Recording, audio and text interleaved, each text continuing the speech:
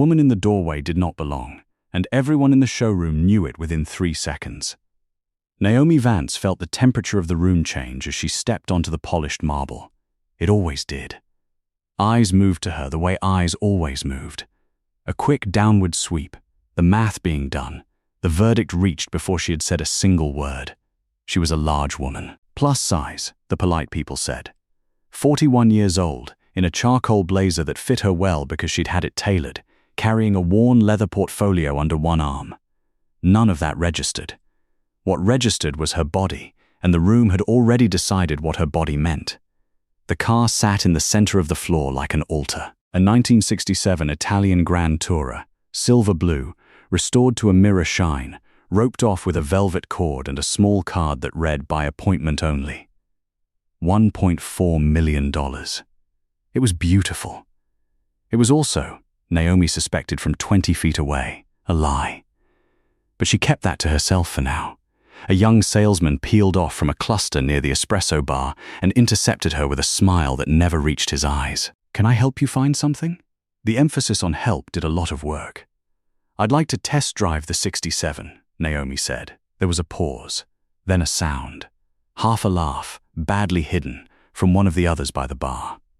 The salesman's smile widened into something almost kind, which was worse.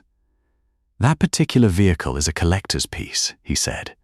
"It's not really a test drive situation." The seats are hand-stitched Italian leather. Very delicate. His eyes flicked, just once, to her midsection and back up. "We have to be careful about where." The meaning landed exactly as he intended it to. Someone by the bar didn't bother hiding the laugh this time.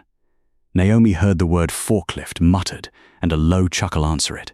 She did not flush. She did not raise her voice. She had stopped doing both of those things a long time ago, somewhere around the 200th time a room had looked at her and decided.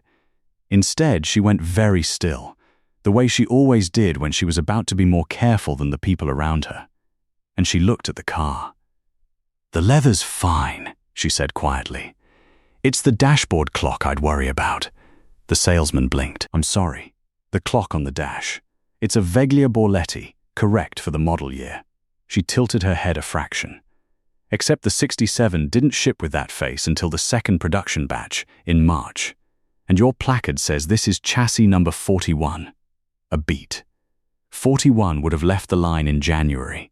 So either your clock is wrong or your card is. And if the card is wrong about something that small, I'd want to know what else it's wrong about before someone pays $1.4 million for it." The showroom had gone quiet. Not the polite quiet of a sale. The other kind. The salesman's smile was still there, but it had stopped meaning anything. "Ma'am, I'm not sure where you." "Let her drive it." The voice came from the far corner, unhurried, and the whole room turned toward it. A man had been standing by the floor-to-ceiling glass the entire time, where the afternoon light came in, and Naomi understood that he had been there before she walked in, that he had watched all of it. He was perhaps 50, silver threading through dark hair, a short trimmed beard, a charcoal coat that cost more than the salesman's car in the lot. He was not smiling. He was looking at Naomi with an expression she could not immediately name because she so rarely saw it pointed at her. He was looking at her like she was the most interesting thing in the room. The salesman's face drained. "Mr. Castellan, sir, I didn't." "What's the clock say?" the man asked. He hadn't moved. "What?" "The clock she just told you was wrong." His voice was calm, almost gentle. "Go and read it to me." Nobody by the espresso bar was laughing now. They had all done the same quiet arithmetic Naomi had done at the door, except their numbers had been about her, and they were just now realizing they had carried the wrong total. The man crossed the floor without hurry and stopped at the velvet rope. Up close, he was very still too. Naomi noticed that, one careful person recognizing another. He unhooked the cord himself. "Marco Castellan," he said. "I'm buying this dealership on Thursday." He glanced once, almost amused, at the frozen salesman, then back to her. "Though after the last 90 seconds, I'm reconsidering whether I'm buying the inventory or the people." He held out a set of keys that had appeared from somewhere. "You said you wanted to drive it. I'd like to see what else you notice." Naomi looked at the keys. She did not reach for them yet. "And if I notice the whole car is wrong?" she said. For the first time, Marco Castellan smiled, small and only at one corner. "Then we'll have a great deal to talk about." She drove the 67 for 11 minutes, and she did not say a word the entire time. Marco Castellan sat in the passenger seat with his hands folded, watching her hands more than the road. Most people, when they drove a $1.4 million car, drove it like it was made of glass. Naomi drove it like she was listening to it. She took it up to 40 on the access road behind the dealership, let off the throttle, and tilted her head at the way the engine settled. She braked once, hard, then again, soft.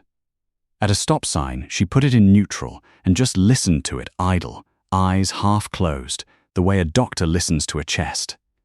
When she pulled back into the lot and killed the engine, she sat for a moment in the quiet. "The engine isn't original to this chassis," she said. "It's a correct engine, same family, same year. But it's not the one that left the factory in this car." She finally looked at him. "Someone wanted you to think it was. That's a different thing from a mistake." Castellan didn't react the way men usually reacted to being told their expensive thing was wrong. He didn't argue. He just nodded slowly, as though she had confirmed something he had been quietly afraid of. "What's your name?" he asked. "Naomi Vance." Something moved behind his eyes, a flicker, there and gone. He knew the name. She didn't catch it, but it was there. "You used to appraise for Hargrove and Lynn," he said. It wasn't a question. She felt the old tightness in her chest and made herself breathe through it. "I used to appraise for a lot of people." Here is what Naomi did not tell him, sitting in that car. 18 months earlier, she had been the best classic automobile appraiser on the eastern seaboard, and she had been asked to sign off on a collection. 40 cars, a private estate sale, $11 million in stated value. She had found problems. 3 of the cars were not what the paperwork said they were. One of them was a stitched-together fake so good that only a person who had spent 20 years with her hands inside these machines would ever have caught it. She had refused to sign. She had been very calm about it, the way she was calm about everything, and she had laid the evidence out cleanly and without drama. And then the estate had hired a different appraiser who signed, and the sale had gone through. And somewhere in the weeks that followed, a quiet story had begun to circulate about Naomi Vance. That she was difficult, that she saw fraud where there wasn't any, chasing ghosts to make herself look clever. That she had become, the word people used was unreliable. The word followed her into every room she tried to enter afterward, and one by one the rooms had closed. She had been right. That was the part no one wanted. Being right had cost her everything, because being right had been inconvenient to people with more money than she would ever have. So she had stopped being asked. For a year and a half, she had done insurance valuations from a small office, photographing other people's fender benders, while the industry that had used her up told each other she'd lost her edge. She had not lost her edge. She had simply refused to dull it for them. So when she had read, 3 days ago, that a buyer was about to acquire the entire Pemberton Motors dealership group, and that its crown jewel was a 67 Grand Tourer with a provenance she could smell from across the city.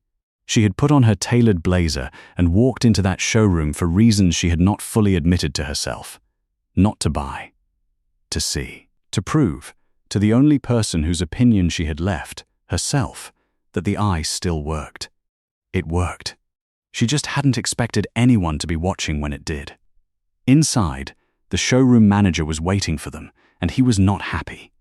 Victor Russo ran Pemberton's flagship floor the way some men run a small kingdom they expect to lose. He was sleek and quick, and he wore his charm like a good suit, and right now the charm was stretched thin over something nervous.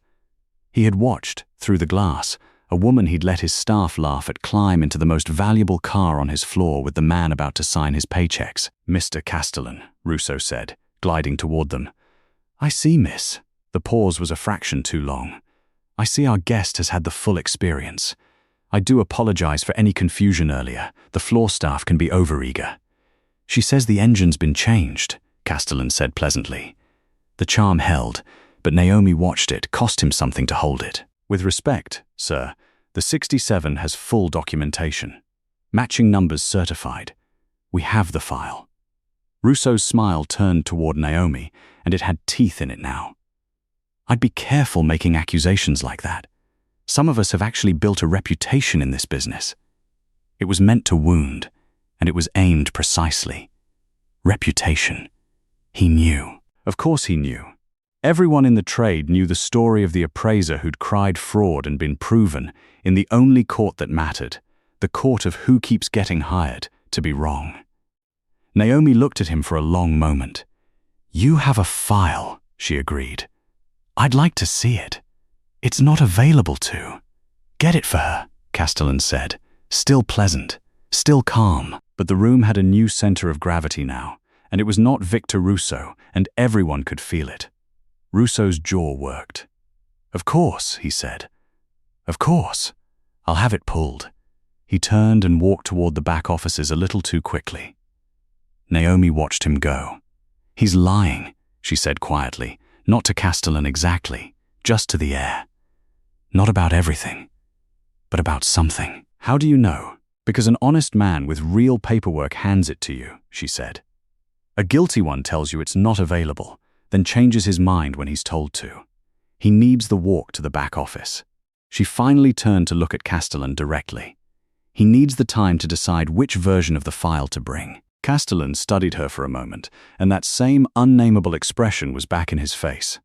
The one from the showroom floor when she'd been the most interesting thing in the room. "You're not here to buy a car," he said. "No." "Then what are you here for, Miss Vance?" She thought about the 18 months, the closed rooms, the word unreliable trailing her like a smell she couldn't wash off. "I'm here to find out if I was ever wrong," she said. "About any of it." And somewhere in the back of the building, a filing cabinet drawer slid shut a little too hard. The file Russo brought back was beautiful, and that was the first thing wrong with it. Naomi spread it across the glass desk in the manager's office and went through it the way she went through everything. Slowly, with her whole attention, her finger moving down each page like she was reading something written in a language only she spoke. Castellan stood at the window. Russo hovered by the door, trying to look bored and not quite managing it. The documentation was immaculate. Matching numbers certification. Restoration invoices from a renowned shop in Modena. A chain of ownership going back to a Milanese industrialist, complete with period photographs. A buyer could have looked at this file for an hour and walked away certain. "This is very good work," Naomi said. Russo allowed himself a small breath. "Thank you, as I said." "I mean the file," she said, without looking up. "The file is very good work. Whoever built it understood exactly what an appraiser checks first and made sure all of it was perfect." She turned a page, which is its own kind of strange, because in 20 years I have never once seen a genuine 40-year-old paper trail that was perfect. Real history is messy. It has a misfiled receipt, a typo on a customs form, a year where nobody can find the registration. This, she laid her palm flat on the open folder. This is too clean. This isn't the history of a car. It's a portrait of one, painted by someone very talented. The office was quiet. Castellan had turned from the window. "Could you be wrong?" he asked. There was no challenge in it. He was asking the way a man asks who genuinely wants to know. "Yes," Naomi said simply. "I could be. That's why I don't trust the file, and I don't trust my gut either. I trust the car. The car can't lie to me, because the car doesn't know it's supposed to." She closed the folder. "The paperwork says this engine and this chassis were born together in January of 1967. There's a way to ask the car whether that's true. It takes me about an hour and it doesn't damage anything. Russo can stand there and watch the whole time." Russo's bored expression had curdled. "Mr. Castellan, she has no authority here. She's not even." "What does it cost me to let her look?" Castellan said. "It's not about cost. It's about letting some random person take apart a $1.4 million asset based on a feeling." "It's not a feeling," Naomi said. "It's a date. Either the numbers agree or they don't. An hour from now you'll know which, and so will I, and we won't have to argue about reputations or feelings anymore." She looked at Russo, calm as still water. "Unless there's a reason you'd rather we didn't ask." It was not an accusation. That was what made it land. She had simply pointed at the door he didn't want opened and asked him, politely, why he was standing in front of it. Russo's eyes went, for just a half-second, past Castellan, to his own phone, face down on the desk, as if he wanted to reach for it and had decided he couldn't. Not panicking on his own behalf, Naomi noted. Checking an instinct. Wanting to ask someone a question he wasn't allowed to ask out loud. And then the moment passed and he stepped back with a tight smile and said, "By all means, take the car apart. When you find nothing, I'd like that in writing." She did not find nothing. It took her 50 minutes. Castellan watched the entire time, sitting on an overturned crate in the service bay with his coat off and his sleeves rolled, which she had not expected. Russo watched too, from a careful distance, his phone in his hand. Naomi worked the way she always worked, methodically, narrating nothing, letting the machine give up its truth in its own order. She checked the obvious things first, the things the file had been built to satisfy, and the file held. Engine stamp, correct. Chassis plate, correct. The numbers agreed with each other and with the paperwork, exactly as promised. And that, in the end, was the problem. She found it on the firewall, in a place no buyer and no casual appraiser would ever look. A small oval stamp, half hidden behind a wiring loom, the mark of the original Italian coach builder. Every car of this type carried one. It was the maker's signature, struck by hand into the metal at the factory before the body was ever painted. And this one was perfect. Crisp. Centered. Beautiful. Naomi looked at it for a long time. "Here," she said finally. "It's here." Castellan came over. Russo did not. "That's the coach builder's stamp," she said. "It's correct for the car. It's in the right place. It's the right die. It's the right depth." She pulled a small loop from her portfolio and held it out to him. "Look at the bottom edge of the oval." He looked. "It's clean," he said. "It's perfect," she corrected. These were struck by hand, one at a time, by a man with a hammer into curved metal, 60 years ago. Every real one I have ever seen is slightly off, tilted, double-struck at one edge, a little shallow on one side because the metal wasn't flat. The imperfection is how you know a human did it in 1967. She took the loop back. This one was made by a machine, recently. By someone who knew exactly what stamp to copy but had never struck one by hand and didn't know it's supposed to be flawed. She straightened up. The engine's real. The chassis is real. The numbers are real. But this body was made to receive them. Somebody built a perfect car out of pieces and then forged the one mark that was supposed to prove it was always whole. The service bay was very quiet. Somewhere across it, Russo had stopped pretending to look at his phone. Castellan was not looking at the car. He was looking at her. "My people went over this vehicle," he said slowly. "My own appraiser. Twice. He certified it last week. Then your own appraiser is either not very good," Naomi said, "or very good at something other than appraising." For a moment, nobody said anything. And in that silence, Naomi understood that she had just walked across a line she could not walk back, and that the man beside her had understood it a half-second before she had. He found her in the lot 20 minutes later, while she was putting her loop back in its case with hands that were not quite steady. "I want to hire you," Castellan said. "To appraise the car? You don't need me anymore. You know it's wrong. Not the car." He stopped a respectful distance away. She noticed that the distance, the deliberate room he left her. "I'm acquiring 11 dealerships on Thursday. Pemberton's whole group. Somewhere inside that group is a person who can build a car this good and forge a stamp this clean and certify it past my own experts, and I am about to pay a great deal of money for an organization I apparently do not understand." His voice was perfectly level. "You understood it in an afternoon. I want you to find the rest of what I can't see. Name your price." It was the easiest yes she had been offered in 18 months, and that was exactly why she didn't take it. "No," Naomi said.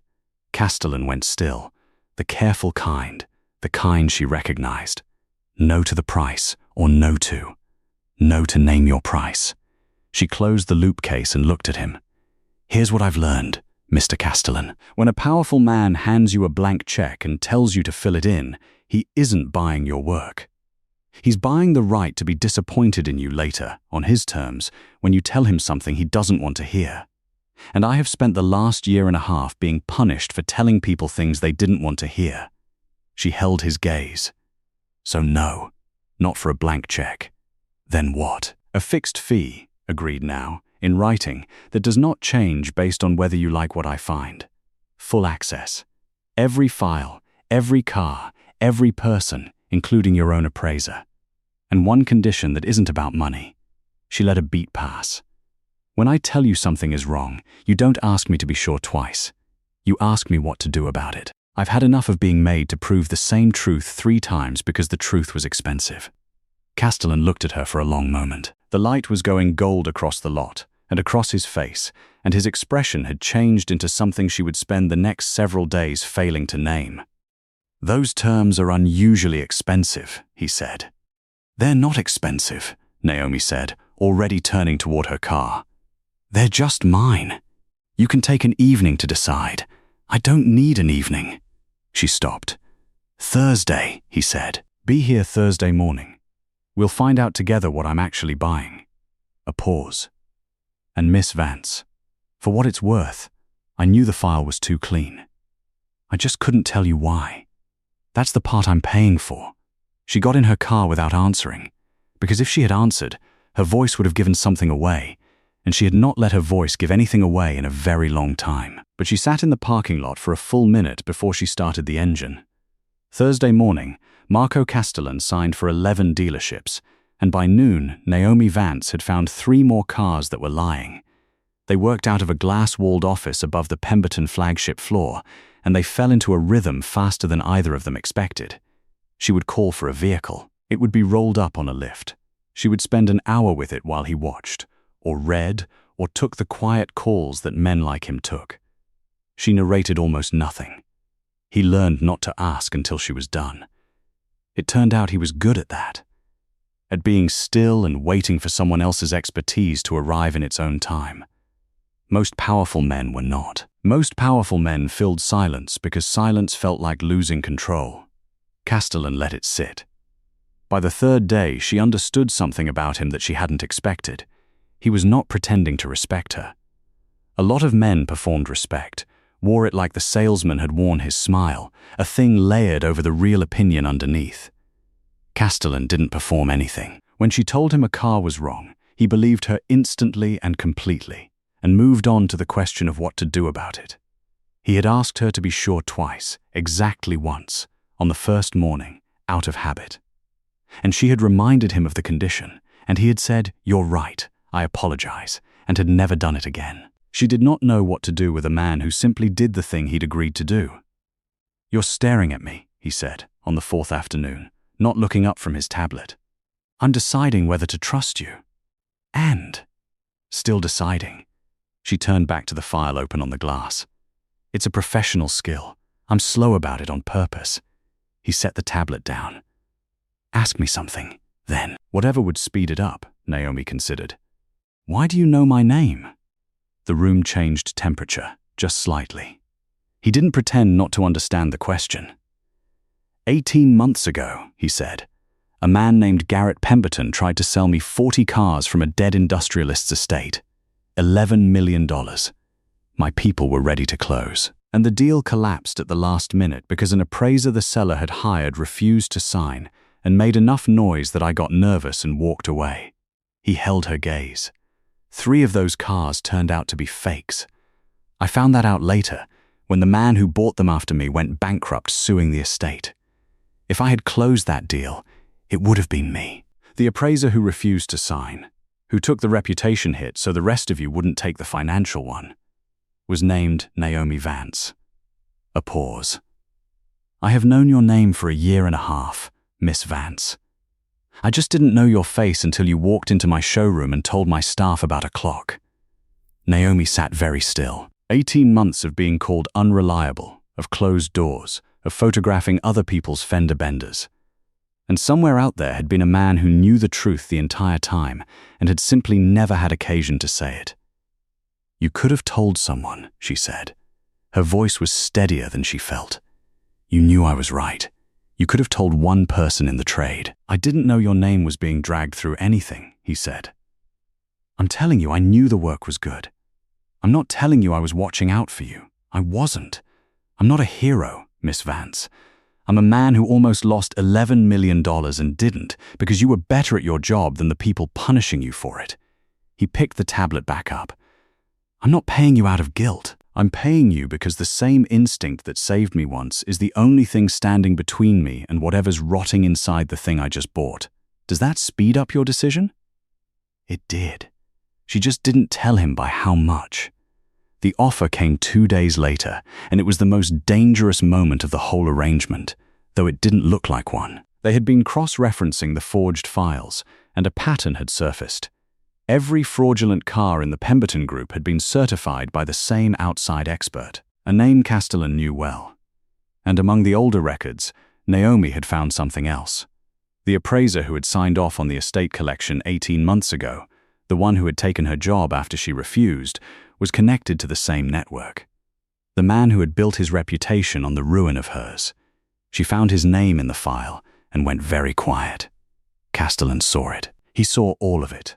The name, her stillness, the 18 months sitting behind her eyes. I know people, he said carefully. The man who took your contract.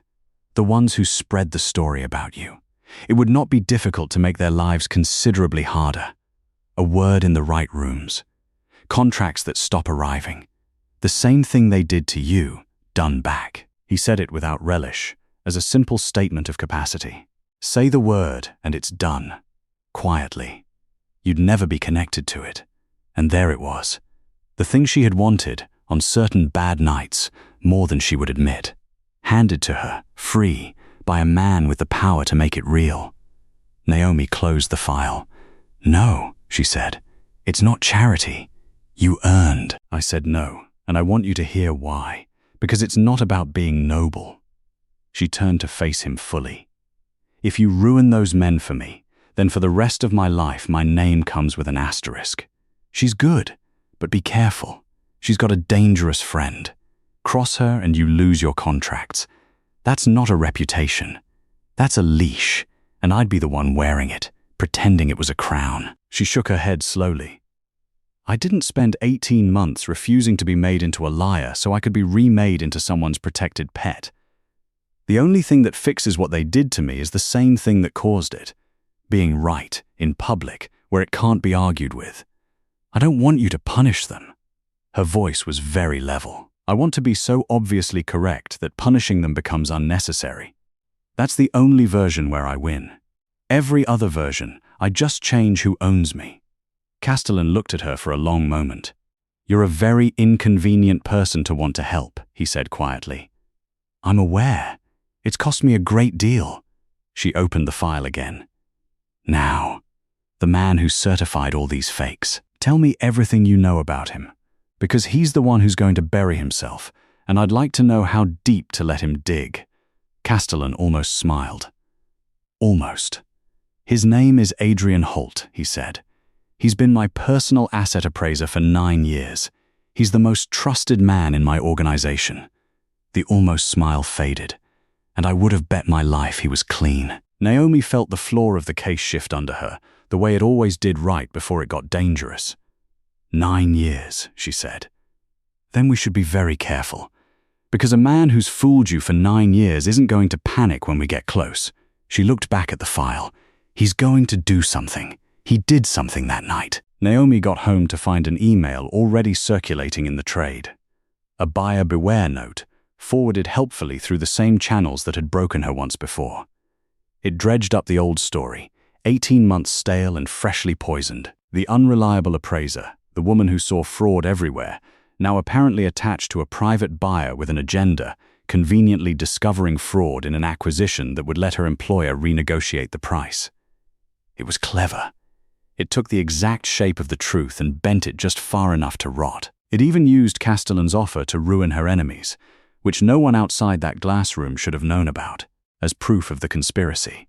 She read it twice. Then she sat down at her small kitchen table in the apartment she could barely afford anymore, and she did not cry, and she did not call Castellan in a panic. She got out a notepad. because there was only one way that email could exist. Castellan's offer had been made in a closed room to her 2 days ago. Only 3 people had known about it. Her, Castellan, and whoever could hear the room when neither of them was speaking to him. She thought about the glass office, the cameras in the corners, the internal system every Castellan property ran on, the one a 9-year asset manager would have full administrative access to, the way a trusted man always holds the keys to the house he's robbing. He's going to do something, she had said. He just had. And in doing it, he had told her something he hadn't meant to, that he was afraid. Not of the audit, of her. Frightened people make the mistake of moving. Naomi uncapped her pen and began, very calmly, to write down everything the email had gotten exactly right. Because the lies would tell her nothing, but the things the liar knew would tell her precisely where he was standing. It took Naomi 4 days to corner Victor Russo, and she did it with a spreadsheet. She didn't accuse him. She had learned long ago that accusation gives a liar something to push against, a wall to brace his back on. Instead, she built, quietly, in the glass office, a thing that could not be argued with, a timeline of every fraudulent car in the Pemberton Group, cross-referenced against who had been on the floor when each one arrived, who had signed for it, who had been paid a commission, and how much. She let the numbers do what numbers do. And every single road, no matter where it started, ran through Victor Russo's office on its way in. She brought it to Castellan first. That was the agreement. When she found something, she told him, and he asked what to do about it. He looked at the spreadsheet for a long time. "That's 11 cars," he said. "Over 6 years. He's been doing this the whole time He stopped. "Bring him up." Russo arrived with his charm already on, but it was a thinner coat now, and he knew it. He sat down across the glass desk and looked at the spreadsheet she slid toward him, and Naomi watched the exact moment he understood that there was no version of this conversation where he walked out clean. She'd seen the look before. It was almost a relief, on some faces. The end of pretending is its own kind of rest. "I want a lawyer," Russo said. "You can have one," Castellan said. "In a minute. First, I want you to look at her, and I want you to understand that she built this in 4 days, alone, and that the only thing standing between you and the version of this that involves the police is whether you're useful to me in the next 10 minutes. Russo's jaw worked. He looked at the spreadsheet. He looked at Naomi. And then, because he was a man who had spent his whole life calculating angles, he started to talk. He told them everything. And it was real. All of it. He had been moving fraudulent cars through the Pemberton floor for 6 years. He took a commission on each one, 15%, paid in cash. He handled the paperwork, the floor staff, the buyers. He knew which cars were built and which were real, and he sold them the same way with the same smile. He gave them dates, amounts, names of buyers, the location of a second set of books in a storage unit across the river. He confessed to fraud, to forgery, to laundering, in a flat, exhausted voice, and every word of it checked out against Naomi's spreadsheet. It was a complete confession. It closed every open question in the file. And Naomi knew, before he was even finished, that it was wrong. She let him talk himself out. She let Castellan's people take the storage unit address and confirm it. She let the relief settle over the room. The case was solved. The rot had a name. The trusted floor manager was the snake all along. Castellan was already on the phone, already moving, and she understood the appeal of it. It was clean. It was finished. Everyone could go home. She sat with the confession that night and read it 11 times, and the 11th time she found the thing that had been bothering her, the splinter she couldn't see but kept feeling. The next morning she asked Russo one question. Just one. They brought him back up to the glass office, and she didn't show him a spreadsheet this time. She just sat across from him with her hands folded. "The coach builder's stamp," she said. "On the 67. The forged one, behind the wiring loom." She tilted her head. "Walk me through how you made it." Russo blinked. "How I didn't make the cars. I sold them. I told you. I moved them. I did the paper." "I know you did the paper. The paper's good. It's clean, professional, exactly what an appraiser checks first. Someone taught you what to satisfy." She kept her voice mild. But the stamp behind the loom isn't paper. It's a die-struck mark on curved steel, made by someone who understood metallurgy well enough to fool everyone except one person who's looked at 10,000 real ones. So I'm asking you a craftsman's question, Victor. The depth of the strike, the alloy of the die. Did you anneal the panel first or strike it cold? Russo stared at her, and in his face she saw exactly what she'd expected to see. Not guilt. Confusion. He didn't know what annealing was. He had no idea what she was talking about. The man who had confessed to everything could not answer the one question that mattered, because the one thing he had genuinely never done was build a car. "I don't," he started. "I just sold what they gave me. I never." "What they gave you," Naomi repeated quietly. "Who's they? Victor?" And Russo, who had confessed to 6 years of fraud without flinching, went pale. "I'm not." His voice dropped. He glanced at the office door, then at the glass walls, then back at her, and for the first time he looked genuinely afraid. "I gave you everything. The books, the buyers, the unit. That's all of it. That's all I touch. The cars come to me finished. I get a message, a number to call, a drop location, a voice. I never see a face. I don't ask who finishes them." His hands were flat on the table now, very still. 6 years, one rule. When the car's ready, they contact me. I was never allowed to contact them. You don't get to reach up the chain. That's how you stay alive in this. You don't ask, and you don't call first. You don't ask, Naomi said, or you're not allowed to know. Russo's mouth closed. Naomi sat back. There it was. The shape of the whole thing, finally clear. Russo was real. His crimes were real. His confession was real. The 15% and the second set of books were all real. He was a genuinely guilty man who had genuinely been caught. And that was exactly why he was perfect. Because a real confession from a real criminal closes a case. He was the receipt the architect had left out where it would be found. The plumbing. The noise. He had spent 6 years certain he was running the fraud, never once realizing he was a feature of it. The disposable middle, the man you let get caught so the investigation has somewhere to stop. "You were never the top of this," she said. It wasn't unkind. 6 years taking orders from a voice you were forbidden to call back. The day I asked to take that car apart, you reached for your phone and stopped. Because the one person who could tell you whether to panic was the one person you weren't allowed to dial. She watched that land. You thought you were too smart to ask who finished the cars. You weren't smart enough to need to. They built you a fraud you could run without ever seeing the man running you. She stood. "Where are you going?" Castellan asked. "To talk to the only person in this building who knew enough metallurgy to make that stamp." She gathered her portfolio. "Your appraiser certified 11 fakes in 6 years and called every one genuine. We've been assuming he was fooled, like Russo's buyers were." She looked at Castellan. What if he was never fooled? What if he's the only one who was never fooled, because he's the one who built them? The office was very quiet. "Adrian's been with me 9 years, Castellan said, but there was something uncertain in it now, a crack she could hear. "I know," Naomi said gently. "That's what makes him good at it. Nobody audits the man they trust to do the auditing." She paused at the door. "Don't warn him. Don't change anything. Right now he thinks Russo took the fall and the case is closed.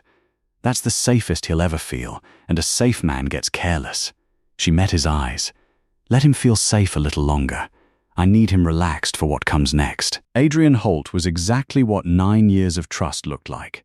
He came up to the glass office on a Tuesday, summoned for what he'd been told was a routine review of the acquisition's appraisals, and he arrived without a trace of worry. He was a lean, elegant man in his late 50s, silver-haired, soft-spoken, with the particular ease of someone who has never once been the person under suspicion in a room.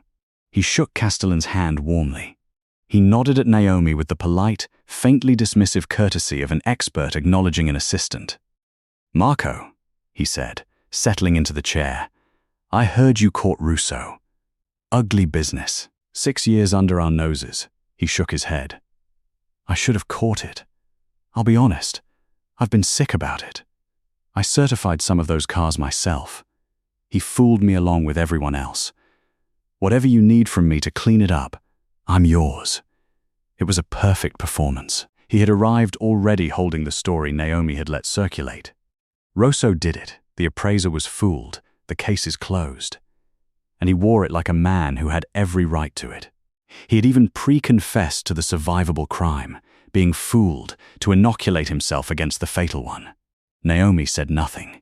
She slid a single photograph across the glass. It was the coach builder's stamp from the 67. The perfect one. The machine-made one. "Mr. Holt," she said, "you certified this car last month. Matching numbers, original throughout. Your signature's on the report." She kept her voice mild, almost warm. "I'm just trying to understand how a man with your eye looked at this stamp and called it genuine." Holt glanced at the photo for exactly as long as politeness required, then back up with a sympathetic smile. "It's a very good forgery. That's the tragedy of it. These people have gotten extraordinarily sophisticated. To the naked eye, in the field, with a buyer waiting." "It's not a good forgery," Naomi said. "That's the thing. It's a bad one. It's too clean." Any appraiser who's handled real ones would have caught it in 30 seconds. She tilted her head. "You've handled thousands of real ones. So I have two explanations, and I'd genuinely like your help choosing between them. Either the best appraiser in this organization suddenly couldn't tell a machine-struck stamp from a hand-struck one, a pause, or the man who struck it knew it would never be checked, because he was also the man being paid to check it." The room went still, and Naomi watched Adrian Holt's face do the thing she had been waiting 9 years' worth of trust to see it do. Nothing. No flinch. No flush. The same soft, sympathetic expression, held perfectly in place, a half-second too long. That was when she knew for certain. Innocent men are startled by an accusation. Guilty men who have prepared are calm. But nobody is calm at the exact right speed.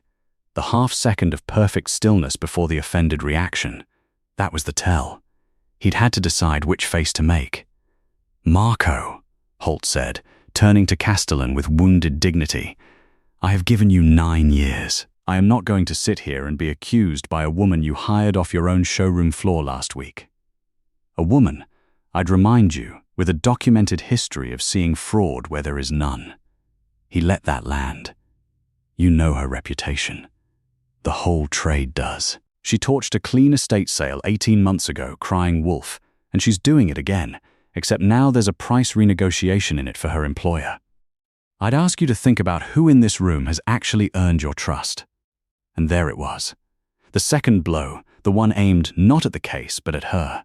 He had reached for the exact weapon that had worked on the whole industry once before. The word unreliable, wielded by a respected man, in front of the one person whose belief she had come to need. Naomi felt it land. She felt 18 months of closed doors open back up under her feet like a trapdoor. Because this was the part that always worked. This was how they'd buried her the first time. Not by proving her wrong, but by making her suspect. By making the people who mattered wonder if maybe, just maybe, she was the problem. And she watched Castellan's face, and for one cold, endless moment she could not read it, and the old terror rose up in her. He's going to wonder. They always wonder. She went very still, not the frozen stillness of panic. The other kind.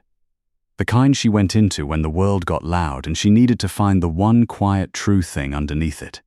She stopped listening to Holt. She stopped watching Castellan. She went back, in her mind, to the firewall of the 67, to the perfect stamp behind the wiring loom, and she asked herself the only question that had ever saved her.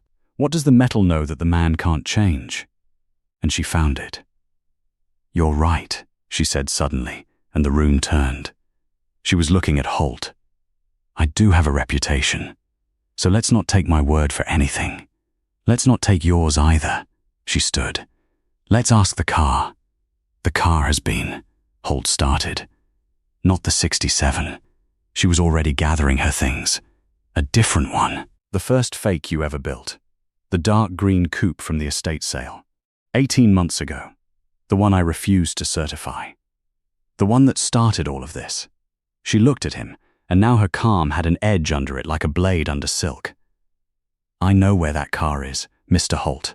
It's in evidence from the bankruptcy suit. Nobody's touched it in a year. And the day I refused to sign, I photographed the coach builder's stamp inside the left rear wheel well. Close, raking light, every detail. Time stamped. Submitted to the court a year ago, out of my hands ever since. She let the silence stretch. It's the same machine-struck stamp as the 67. But that only proves a forger exists. You'll tell the room that, and you'll be right. She stopped at the door. So I'm not going to prove who made it. I'm going to prove who couldn't. For the first time, Adrian Holt's perfect stillness broke. Just slightly. Just at the eyes. There's nothing in a wheel well, he said. Then you won't mind us looking, Naomi said. An innocent man wants me to look. She walked to the door. At it, she stopped, and she did not look at Holt. She looked at Castellan, and she gave him the truth straight, because she had decided in the last 30 seconds that she would rather lose his belief by being honest than keep it by being careful. You can believe him or you can believe me, she said quietly. But in about 4 hours I'm going to put a year-old photograph next to a fresh piece of steel, and only one of us will have been right. You don't have to decide now. You just have to come and look. And Marco Castellan, who had spent 9 years trusting Adrian Holt with everything he owned, stood up, buttoned his coat, and said, I'll drive. The evidence warehouse smelled of dust and cold concrete, and the dark green coupe sat under a canvas sheet like something waiting to be woken. It had been 4 hours, exactly. Naomi had insisted on doing it properly. A bonded inspector from the bankruptcy court, 2 of Castellan's people as witnesses, a court videographer recording everything, and the case file open on a folding table with her 18-month-old photographs laid out in sequence. She had learned, the hard way, that being right in private is worth nothing. The first time, she had been right in a room with no witnesses, and they had erased her with a word. Not this time. This time the truth would happen in front of a camera, with a chain of custody, where no one could unsee it. Adrian Holt had come. Of course he had come. To refuse would have been a confession, and a man who has gotten away with something for 9 years does not believe, even now, that this is the day it ends. And he had come for a reason he was sure of. The photograph only proved a forger existed, which no one disputed. He had prepared his answer for the wheel well. He had not prepared for what she was actually going to do with it. He stood off to the side in his elegant coat, calm, faintly amused, a respected expert humoring a desperate woman's theater. Naomi pulled back the canvas. 18 months ago, she said, for the camera, I was asked to certify this car as an original 1967 coupe. I refused, because I believed it was assembled from parts and the provenance forged. I was overruled. My professional reputation has been disputed ever since. She crouched at the left rear wheel. I photographed this wheel well the day I refused to sign. These photographs are time-stamped and were submitted into the bankruptcy record a year ago. They have not been in my possession since. Nobody has had the chance to alter what is inside this wheel well, including me. She reached in with a gloved hand and a flashlight and turned the beam so the inspector and the camera could see the small oval stamp on the inner panel. There it is, the coach builder's stamp, machine-struck, identical, down to the die floor, to the one on the 67. The same machine made both, 18 months apart. Holt's amusement did not waver. A theory, he said smoothly. An interesting theory about 2 stamps looking similar. It proves a forger exists. It was never in doubt. It does not put a name to him. And this was the moment Naomi had built the entire afternoon around. You're right, she said. It doesn't. A stamp can't name its maker. She reached into her case and laid 2 things on the folding table. An enlarged print of her 18-month-old photograph and a fresh steel blank beside it. But it can name the hand. Look at the strike in my photo.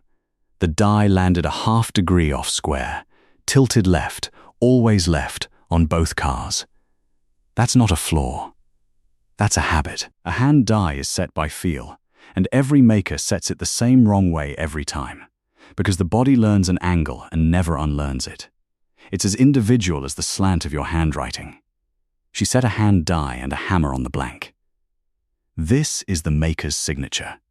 Frozen in a photograph a year before anyone could fix it, and it can be matched. The way handwriting is matched, against a fresh sample struck by the same hand. She slid the hammer to the center of the table. "So here's the test, and the court inspector will witness it. Strike this blank. One strike, your natural angle, the way your hand wants to. If you're only an appraiser, you'll have no habit. You'll strike it square or strike it wrong at random, and your sample won't match the photograph, and you walk out of here cleared." She looked at him. "But if your hand tilts a half-degree left, the way it did on 2 cars 18 months apart, then the hand that made those forgeries is sitting at this table. A beat, refuse, and you're telling the room your hand has something to hide. It was a perfect trap, and it was perfect because it was fair. If he was innocent, he had no habit to betray him, and the mismatch would clear him on camera. If he was guilty, his hands knew this work too well to fake incompetence convincingly, and a craftsman's instinct under pressure is almost impossible to suppress. Either way, the truth was in his hands now, and she had made it impossible for him to keep it there.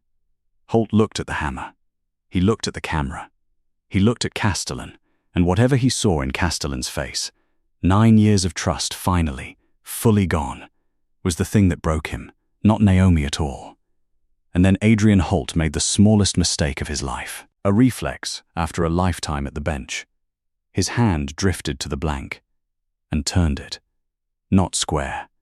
He rotated it a half-degree off, tilted left, settling it to the exact angle his body had struck 10,000 times, the angle frozen in her photograph, before he had any idea his hand was moving at all. He caught himself and froze, the blank still cocked left under his fingers, and in that half-second every person in the warehouse watched a forger set a panel to his own signature.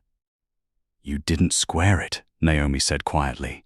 "You tilted it left. The same half-degree as the photograph. An honest appraiser sets it straight or doesn't touch it at all." She didn't raise her voice. Only the man whose hand made those 2 cars sets it wrong the right way. It was over, and he knew it was over, and the worst part. The part she had counted on was that no one had laid a hand on him. Castellan hadn't moved. Castellan had not said a single word the entire time. The most powerful man in the room had simply stood and watched a woman hand his most trusted advisor a hammer and let the man's own hands convict him. There was no violence to cry foul about, no coercion, just a craftsman and a piece of steel, and the one gesture he could not make. Holt sat down slowly on the edge of the table, the elegance gone out of him all at once. He looked down at his own hand, still resting on the cocked steel blank, as if it belonged to a stranger. 9 years, he said, almost to himself. I controlled every record, every message, every face that came near Marco. I read his network for 9 years. I knew about his offer to ruin your enemies before you'd finished refusing it, and I sent the email that night thinking the old story would bury you the way it buried you the first time. He let out a breath that was nearly a laugh. I could erase a man from this organization in an afternoon. And I was undone by the one thing I never thought to hide. The way my own hand sets a piece of steel. You can't shred a habit.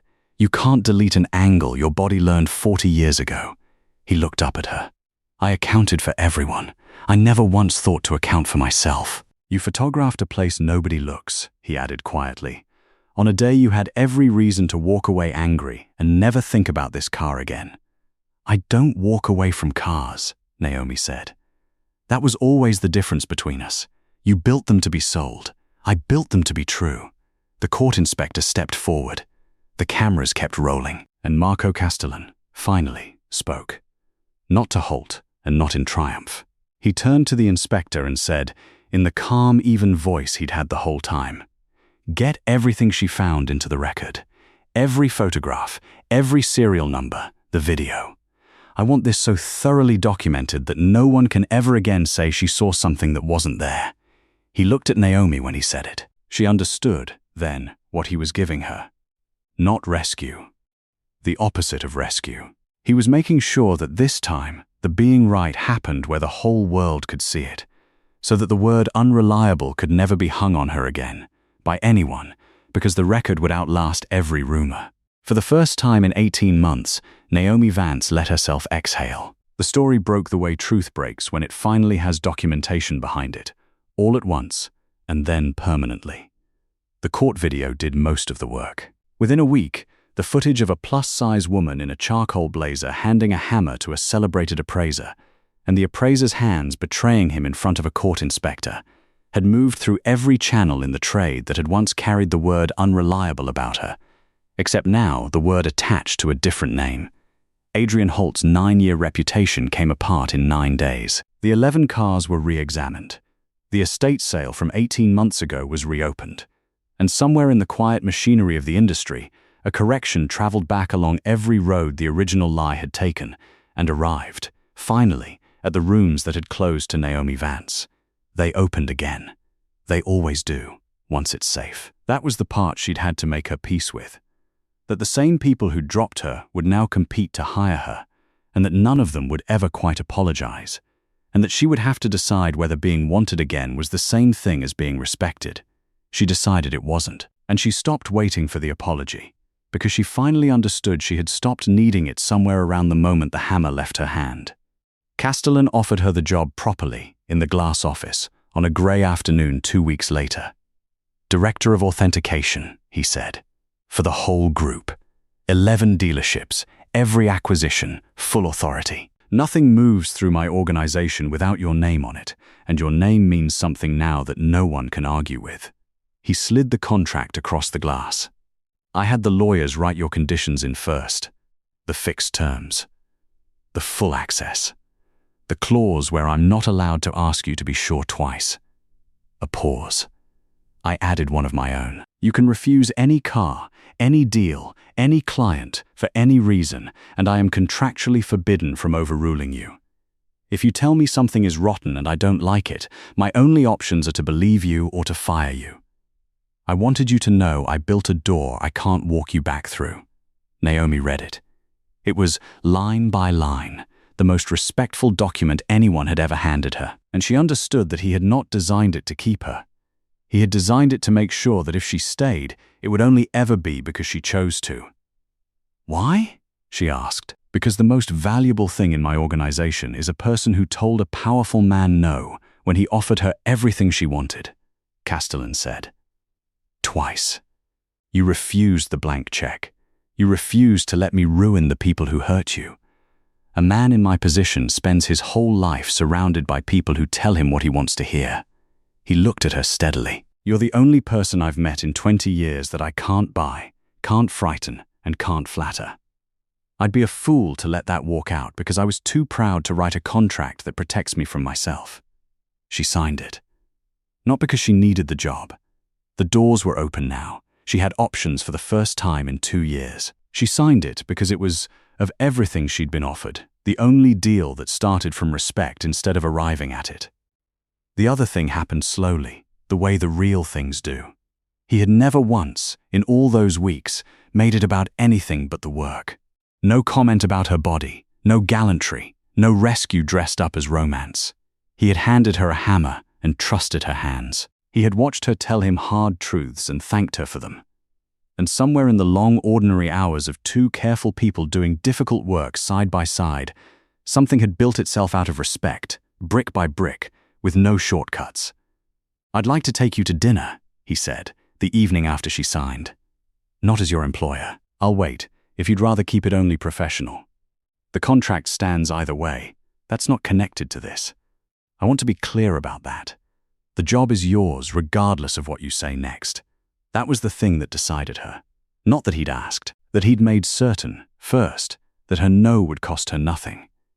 That he'd built the same door here that he'd built in the contract, an exit she could take with no penalty. He had made himself refusable. A man who makes himself refusable is a man who has understood you. Dinner, Naomi agreed. As equals. I choose the restaurant, and I'm appraising you the entire time. For the first time since she'd met him, Marco Castellan laughed. A real one, surprised out of him. I'd expect nothing less, he said. What are the odds I pass? Better than you'd think, she said, gathering her portfolio, already turning for the door. You've got one quality I rate very highly. Which is? She paused at the threshold and looked back at the man who had bought a dealership and gotten, against all his expectations, an education. You're original throughout, she said. I checked. and she walked out into the grey afternoon, unhurried, a woman who had finally stopped needing anyone's permission to be exactly as good as she had always been. So here's what I'd love to know from you. First, the puzzle. Naomi caught Adrian Holt, not with the forged stamp, but with a single unconscious gesture. His hand tilting the steel blank a half-degree left before a strike, the reflex of a man who'd prepared 10,000 pieces of metal the exact same wrong way. Did you catch the moment his hand gave him away before she said it out loud? Tell me in the comments exactly when you knew. And then the real question. The one this story was always about. Naomi spent 18 months being called unreliable. Not because she was wrong, but because she was right at a moment that was inconvenient for powerful people. She was punished for telling a truth nobody wanted to hear. So I want to ask you, honestly, have you ever been the person in the room who saw the thing everyone else missed and got treated like the problem for saying it out loud? Were you ever made to feel like the difficult one simply for being right too early? Tell me your story below. I read every single one, and I promise you, you are not the only person who's lived this. If Naomi's story meant something to you, if you've ever been underestimated, written off, judged by what people decided about you before you said a word, subscribe and stay with us. Every week we tell the story of a woman the world made the mistake of underestimating. Because the people who underestimate you? That was always their error to make, never your flaw to carry. I'll see you in the next one.